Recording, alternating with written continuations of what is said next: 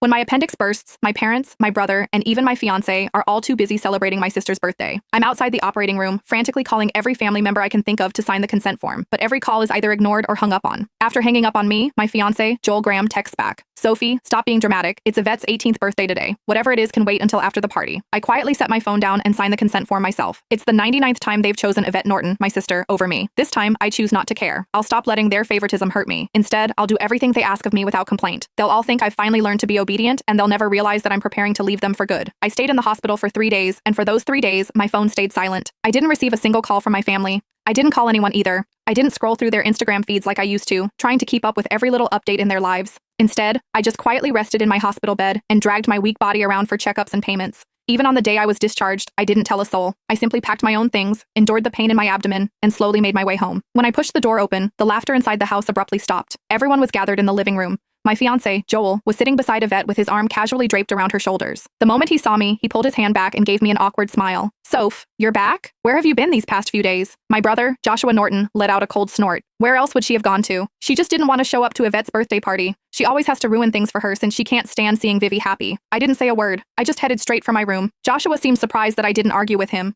Normally, whenever he accused me of being selfish, I would break down in tears and desperately defend myself. But this time, I'd kept quiet. My mom rushed over to me with a glass of juice.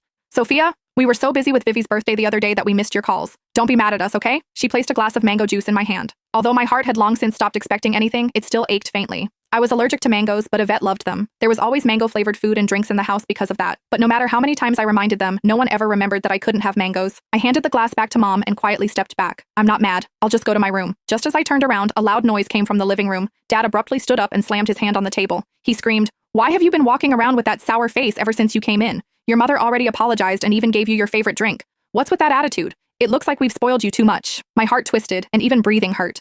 Tears blurred my vision, but I still lifted the glass from Mom's hand and drank it all in one go. I then gently set the empty glass down and wiped away my tears. I calmly looked at Dad. "Yvette's the one who likes mangoes. I'm allergic to them, but it doesn't matter. I already drank it all. Can I go to my room now? Sophia, why didn't you say something earlier if you were allergic to it? Who told you to drink it? You're so stubborn." Mom panicked and quickly patted my back. Dad looked embarrassed, but he still harshly replied, "You could have just explained yourself. You've always had that unlikable attitude. You're nothing like Vivi. She knows how to communicate." Yvette's voice drifted over from the couch. "Dad, don't say that about Sophia. You'll make her sad." She sounded gentle, but the smugness in her eyes was impossible to hide. Yvette had always used my dullness to highlight her perfection. No matter what it was, she loved comparing herself to me. She would only be satisfied when she got to trample me. I should have felt hurt, but my heart only felt numb. Even when faced with such humiliation, I felt no emotions anymore. "I'm sorry," I said. "It won't happen again." The moment the words left my mouth, everyone in the room stared at me in shock. My obedience caught everyone off guard. After a brief silence, Dad finally said,